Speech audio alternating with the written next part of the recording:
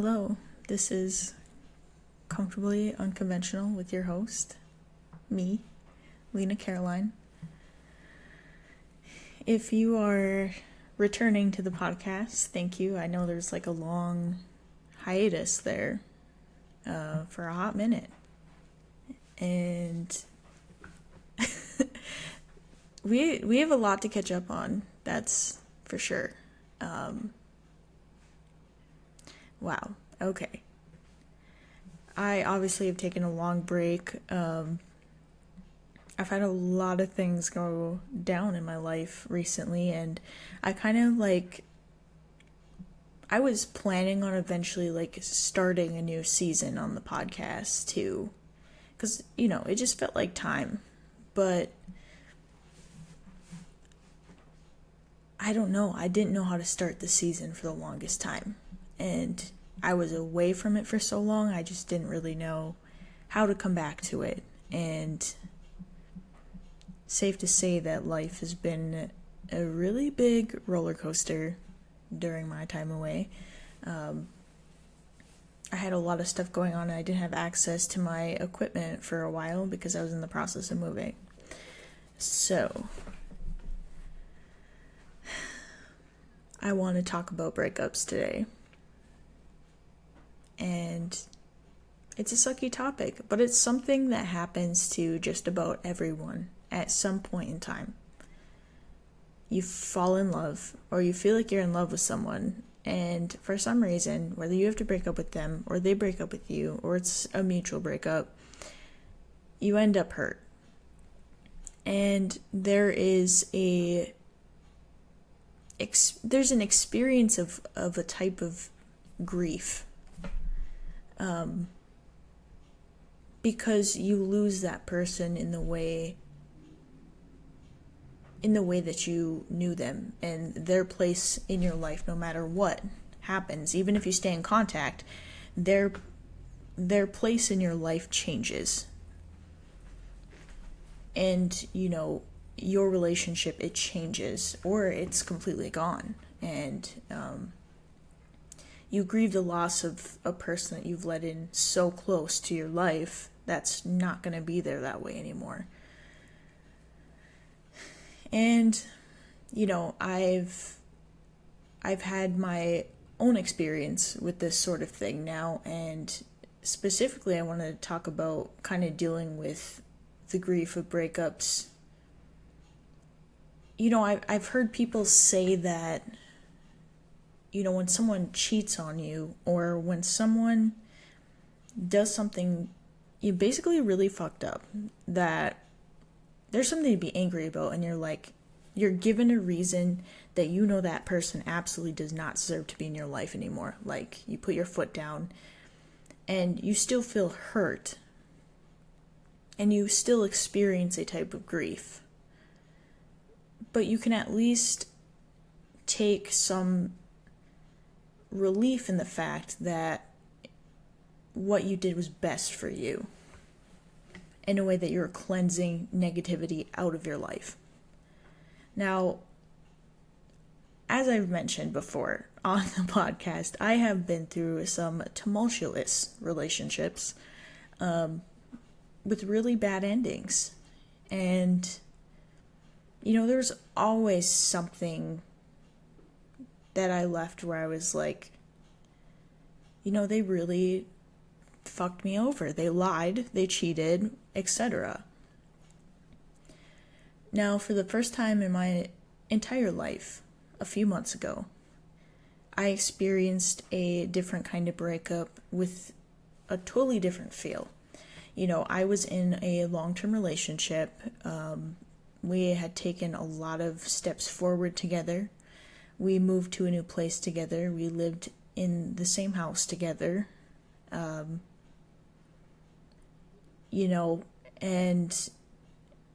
to the point where we're looking at engagement, and this was the person that I was realistically looking at spending my life with. We, like I said, moved together, started building a life together. We were building our careers together. We were talking about the future.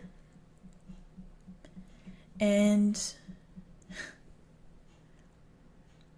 this was a different experience for me because really nobody did anything wrong. Well, we both made mistakes, obviously.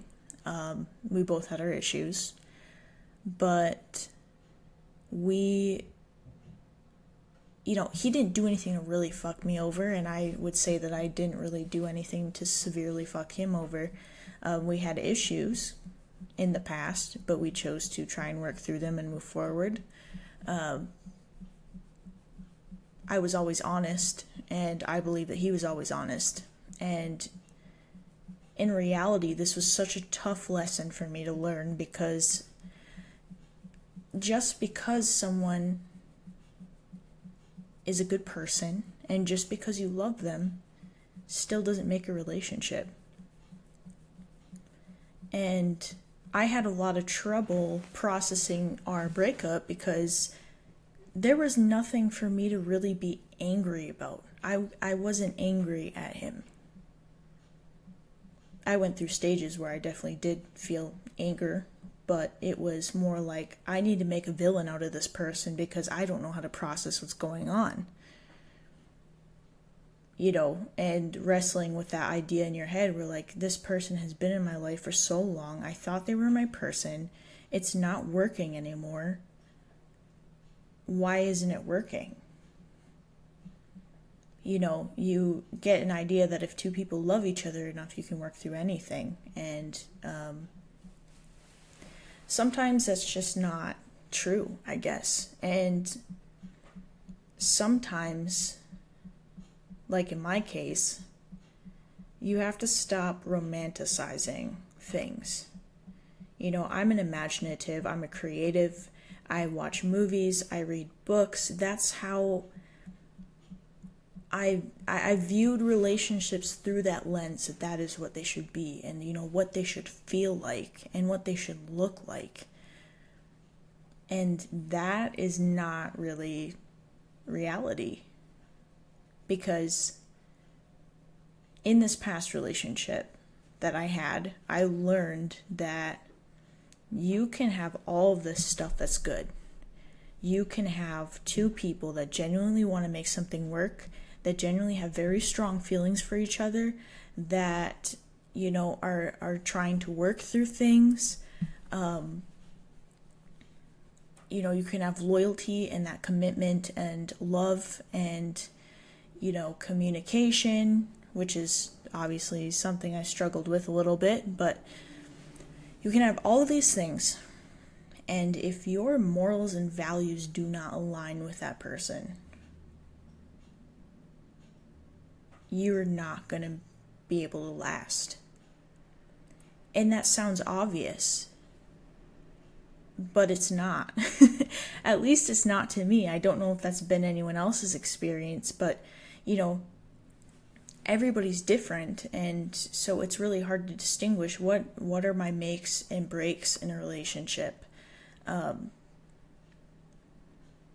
I guess I don't want to speak too strongly on another person's views, but part of the issues that me and my ex were having, for example, was the fact that he kind of had more, for lack of a better term, traditional viewpoints on what a relationship should look like, which I'm not sitting here and saying that's a bad thing. That works for some people, and that is what some people want. I feel like in many ways I tried to kind of fit the description of what he was looking for a while, because I thought that's maybe what I wanted.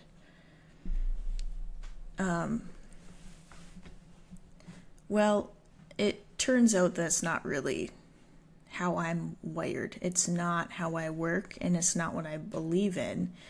And, that was just one of the things. And there was a lot of, I guess, I don't want to say political ideas, but kind of along those lines of, like, women's rights, LGBT plus rights, things like that, that I have very strong opinions about, and those opinions sprout from my morals and values, like of who I am as a person. And we didn't really align on that kind of stuff at all.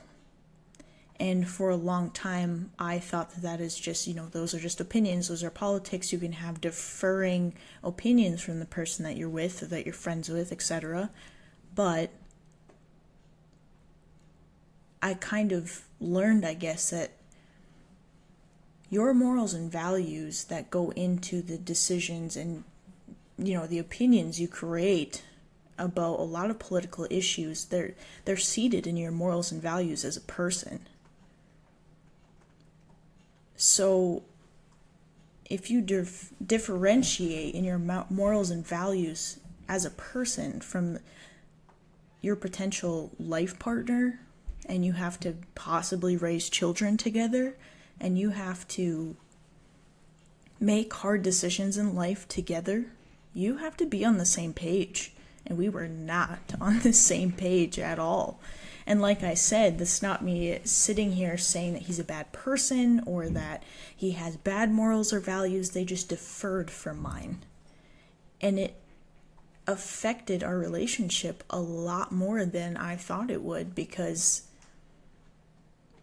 when we would make decisions off of our own morals and values, the other would strongly question who they were as a person. And I would feel like I was offending him by making certain decisions. It just kind of, it sucks. And I want to be real here. I've gone through my share of breakups, and I have cried over breakups before, and I have felt sad. And I maybe had a couple cries off and on. My first relationship, I feel like I cried the most. And, when you get cheated on, it hurts. Like, I definitely shed some tears over being cheated on, but it was like one time, or like 2 times, or maybe like a couple times in the next couple of weeks in the car. But like with this final breakup, or I guess this most recent breakup that I had, I experienced a level of grief that I have had such a hard time describing to other people. Like earth-shattering. Like in that moment, it feels like your world is falling apart, and you are literally brought to your knees. It feels like your chest is caving in. You can't breathe, and you are like scream sobbing in the bathroom. And then you continually cry for the next 2 weeks every time you think about them. That was my experience with this past breakup. I have never, ever experienced something like that. And I was feeling such a deep level of grief in accepting that this person was no longer going to be in my life. And it's been a very slow transition. We moved in together. It kind of felt like we were going through a divorce, because we had to split assets and try to figure out, so many things we bought together that were like, well, this is a necessity, but, he bought it, but he doesn't use it, so do I take it? Like, that stuff gets really complicated. It was like our own mini divorce. And so everything it's been very drawn out. And, after a few weeks, I kind of got out of those initial, like, debilitating feelings of grief, and actually started to feel a little bit normal again. And, I'm what an old friend of mine used to call a serial monogamist, where I have been very guilty of having these 1-year relationships, or like 1.5-year relationships, and when things start to go south, and this takes a lot for me to admit this, but this is just the truth, and I feel like this is quite common in our time, especially with social media. I had someone lined up ready to catch my fall when that breakup happened. I did not stop and take time to process. I jumped into something new right away because it made me feel good. It made me feel good that I had that ability. It made me feel good that I didn't have to process being alone or process the grief of losing that person because I had a new one to take their place. Now, I feel like what people don't talk about is when you do that in breakups, at least this is how I feel about it, is that you almost have this accumulation, I feel like, of grief. It's almost like it just sits there waiting for you to finally stop. And then you feel all of it. I've obviously, the whole purpose of this podcast is that I made it primarily, not only to help other people and share my experiences and maybe have someone relate and help them process things as well, but to process my own experiences and to make peace with them and kind of put them out into the world and, I don't know, process them.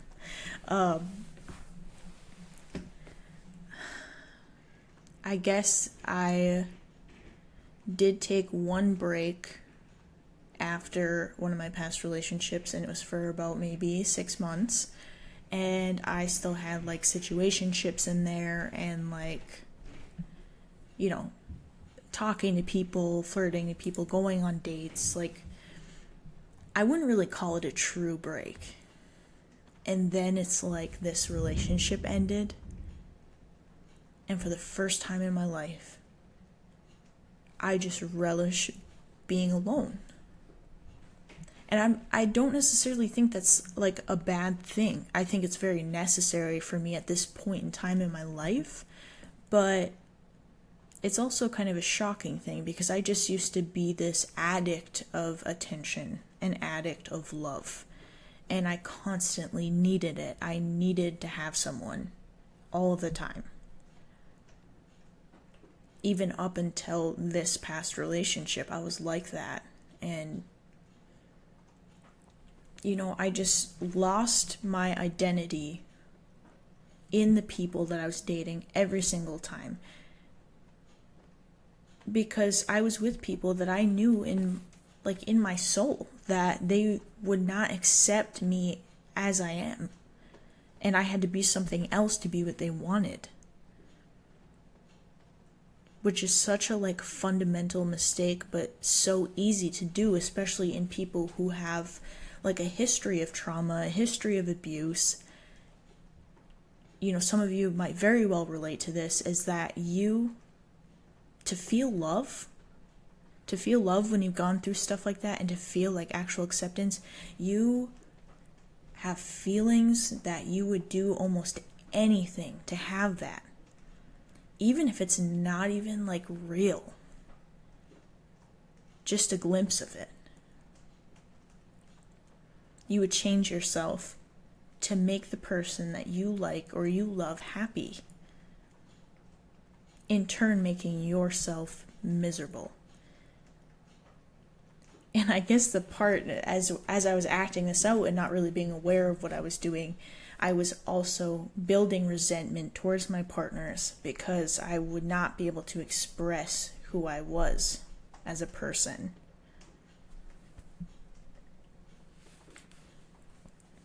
So, yeah, it's been,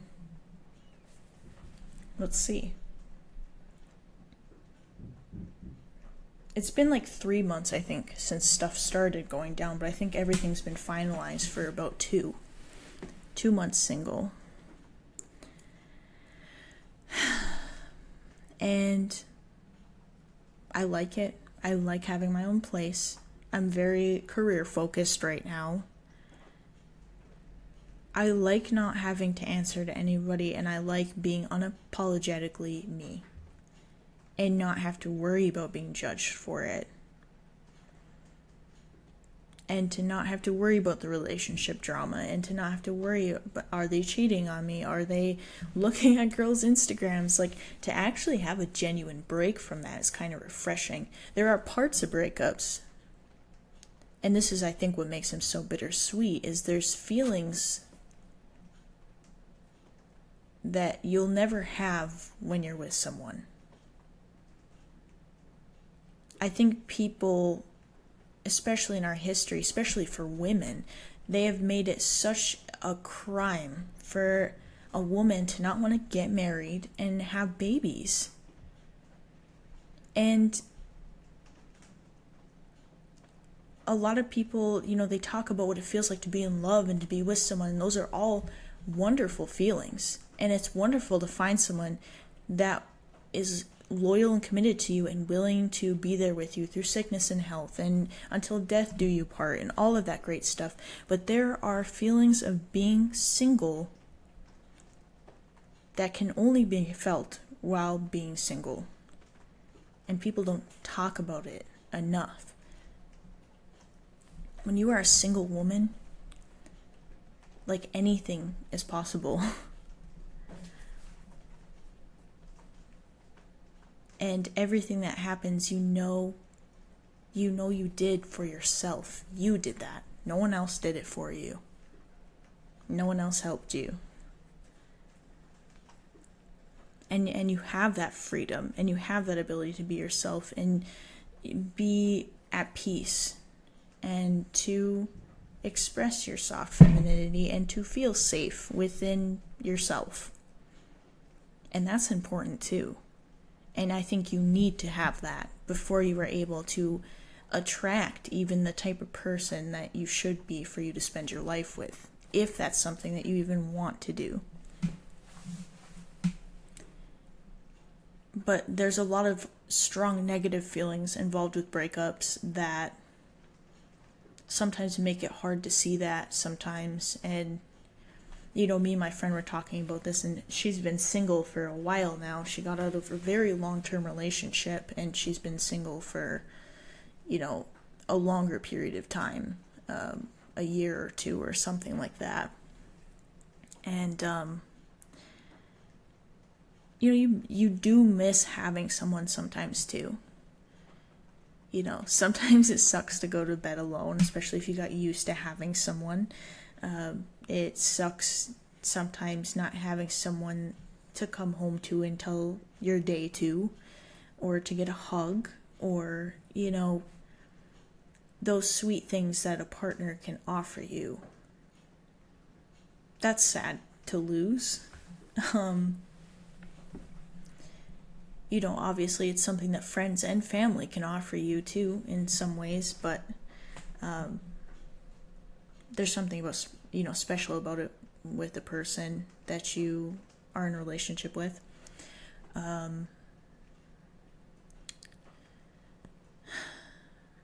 It can be tough. It can be tough being alone too. You really kind of, you spend a lot of time alone, and you're forced to kind of confront things about yourself that maybe you didn't have to when you're in a relationship, and you're forced to confront your issues. There's a lot of things that I thought about myself before going into my past relationship that I came out and I'm like, man, that's not really accurate. Like, this is like something I need to work on. This is something that needs to be improved upon, because, I made this decision and that decision, and that's not really who I want to be. That's not what I align with morally. And, having issues with mental health can make it even harder to regulate that. That's something I struggle with, is, impulsive, poor decision making, even though it's not right.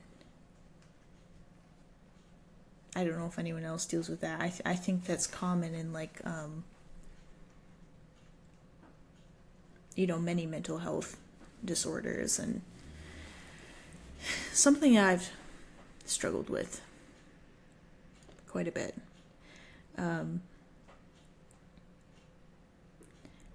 That being said, though, if you're going through a breakup or you're months out after a breakup or whatever, your feelings really change over time. Like, when that first breakup happens and it's like a very serious breakup, for the first couple of weeks, you're like a zombie, dude. Like, especially if you're like a deep feeler or you're a very emotional person, you just like don't even want to like do anything. It's just straight depression. But you get past those points and you start to process things and you start to realize that your world does not revolve around that person, and it never did. You're your own person. You have your own story, and it obviously doesn't include them. So things get better. You start to move forward. You start to make peace with the things that you can't change. And you start to notice the other beautiful things about life that maybe you didn't while you were in love. And that in itself is a very beautiful thing. So, I think that I'm going to end the episode there. I'm happy to be back. I hope I still have some listeners out there. If I do, I appreciate you being here, and welcome to season 2 of Comfortably Unconventional. See you next time.